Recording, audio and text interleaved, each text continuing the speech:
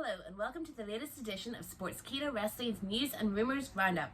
My name's Stephanie Chase, no it's not a wig, and once again I'm here to bring you the 5 biggest news stories of the week paired with the 5 biggest rumors of the week. So let's get started. First up, former UFC champion Conor McGregor may be teasing a move to WWE by calling out Vince McMahon of all people. McGregor's website MacLife recently posted an image to Instagram showing him holding both the WWE and UFC championships with the caption, "All of the belts. Do you ever think we'll see McGregor Bill Strut in WWE?" Shortly afterwards, McGregor posted the image on his own Instagram with the caption, "McMahon vs McGregor CEO Flash Match," and tagged Vince's daughter, Stephanie McMahon. While Vince didn't respond to the post, WWE champion Drew McIntyre did, recalling an incident last year when McGregor hit an elderly man in a pub. McIntyre tweeted, "Big man notorious MMA picking a fight with another 70-year-old. You couldn't drop a guy in a pub, you have no chance against Vince. You're just the latest guy thinking he can have his PR team stick my title on his shoulder and walk into our world. Stick to whiskey, McTapper." McGregor's last fight in the octagon was at UFC 246, where he beat Donald Cerrone within 40 seconds of round 1. Last month, McGregor announced on social media that he was retired from UFC. So would you like to see the Notorious One in WWE? Our next rumour is an update on the status of SummerSlam. Now, it had previously been reported that WWE were looking to have fans back in seats for SummerSlam next month, but according to new reports, that plan has been nixed due to recent developments. WrestleVotes reported that a source told them weeks ago that they were certain WWE would find a way to have fans in attendance for SummerSlam, but today they seem very unsure. As badly as WWE don't want to hold the event in the Performance Center, at the minute that's very much on the table. The development comes after it was reported last week that over 30 WWE employees had tested positive for COVID-19. Renee Young, Jamie Noble, Kayla Braxton and Adam Pearce all confirmed they had the virus before WWE put a stop to anyone revealing that they had COVID-19. Our next news story of the week is that Carl Anderson and Luke Gallows are heading to Impact Wrestling. Last month, Impact Wrestling began teasing that some former world champions could be making their way to the company in time for Slammiversary. In recent vignettes, we've seen various former WWE superstars teased, such as Lio Rush, Rusev and Heath Slater, as well as Impact alumni EC3 and Eric Young. But this week, Impact dropped a huge hint that Gallows and Anderson could be on their way after Scott D'Amore was shown speaking to some good brothers. Sportskeeda's own Gary Cassidy has reported that Gallows and Anderson have signed with Impact, though the tag team themselves and the company are yet to confirm it. Impact have also heavily teased that former champion Eric Young is going to make a return, perhaps under his Super Eric gimmick.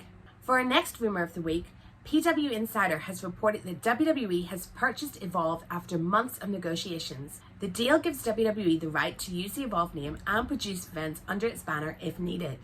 Last month, Dave Meltzer reported that Evolve was in a significant financial crisis due to the COVID-19 pandemic, and there was a possibility WWE could end up buying it. Evolve was founded in 2010 by Gabe Sapolsky as a Dragon Gate USA offshoot, and it entered into a partnership with WWE in 2015. Various current WWE superstars have used Evolve as a stepping stone towards getting WWE contracts, including Keith Lee, Matt Riddle, Ricochet, and Apollo Crews. For our next news story of the week, Edge has revealed where he got injured at Backlash. During the greatest wrestling match ever against Randy Orton, Edge suffered a tricep injury that looks like it could keep him on the shelf for months. Now speaking on Booker T's Hall of Fame podcast, Edge revealed how he suffered the injury during the match. Edge said, "I did a springboard into the second RKO.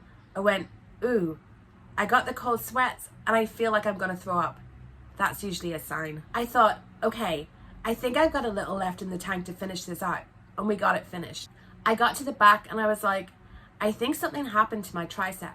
I don't think it's complete, but it feels like something." Edge has already gone under the knife to repair his tricep, and the doctor told him that he actually tore it a little bit before the match. Edge said he's just glad he could finish the match and he's happy that the tear didn't happen at the beginning. For our next rumor of the week, we're asking, is Kairi Sane leaving WWE soon? Kairi Sane has been absent from WWE TV since she suffered a cut on her head during a match with Nia Jax on the June 1st edition of Raw. Dave Meltzer has now provided a significant update on Kairi Sane's future in WWE in the latest Wrestling Observer newsletter. It has been reported that Kairi was planning to return to Japan with her husband and that WWE knew about these plans in May or possibly before. Meltzer went on to state that before Kairi's injury, the plan had been for them to do a career-ending injury angle when it was time for her to go back to Japan. The plan was that whoever ended Kairi's career would go on to face Asuka at SummerSlam. Meltzer speculated that the plan may have been changed due to Paul Heyman being removed as the executive director of Raw. Meltzer added that the superstar who probably would have most likely ended Kairi's career would be Shayna Baszler or Charlotte, and that Nia Jax was never in the running. Backstage talk about Kairi Sane's status has slowed down in recent weeks. However, it was noted there had been talk of Kairi wrestling for 1 year in Japan once her WWE contract ended, before retiring from the ring for good. For our next news story, NXT has beaten AEW Dynamite in the ratings for the second week in a row. This past week's episode of NXT drew 792,000 viewers, which is a 6,000 increase on last week. Dynamite recorded an impressive 115,000 increase in viewers from last week, but their overall number was 748,000, not enough to beat NXT. But interestingly, in that all-important 18 to 49 demographic, Dynamite landed in 6th place, while NXT was far behind in 13th. While some might want to argue the numbers, surely we can all agree that both NXT and Dynamite were stellar shows this past week. For our next Rumor of the Week, we're asking, did NXT film 2 endings for a big title match? A huge NXT spoiler leaked on social media this week when a developmental talent posted a photo of Keith Lee in the ring surrounded by confetti, which possibly spoils the ending of his winner-take-all title match with Adam Cole. When posts about this spoiler flooded social media, another NXT developmental talent came out to say that WWE doesn't do a sloppy job. You know, like Taz thinks they do. He then went on to hint that WWE had filmed 2 endings and that fans would find out the real result at next week's Great American Bash. And to add to the speculation, Adam Cole said on Twitch that he wouldn't be streaming next week because something had come up at work and things have changed. Could it be that Adam Cole is heading back to NXT to tape another ending to his match with Keith Lee now the spoiler's out? For our next news story of the week, Vince Russo has given his thoughts on why AEW's numbers aren't up during a Sportskeeda Facebook Live session with Chris Featherstone. Russo claimed that AEW's numbers aren't increasing because they haven't done anything to expand their audience. Russo said, "In 9 months they have not done one thing to go beyond their fan base. That's why their numbers have stayed the same since day one." And for our final Rumor of the Week, we're asking, why has Shayna Baszler been absent from Raw? Fightful Select reported that even though Shayna Baszler tested negative for COVID-19, she hasn't been on Raw because there isn't any storyline for her. There's no real reason as to why WWE hasn't been booking Shayna Baszler on Raw. But it was well known that Shayna was working very closely with Paul Heyman, so maybe his absence as executive director has led to her being an afterthought. Shayna Baszler was one of the most dominant superstars in NXT history, so many thought things would be the same when she moved up to the main roster. Shayna had a pretty good start, biting the neck of champion Becky Lynch on her debut, and then she went on to win the Elimination Chamber to get a match against Becky at WrestleMania. But after losing to Becky at Mania, she then went on to also lose the Money in the Bank ladder match.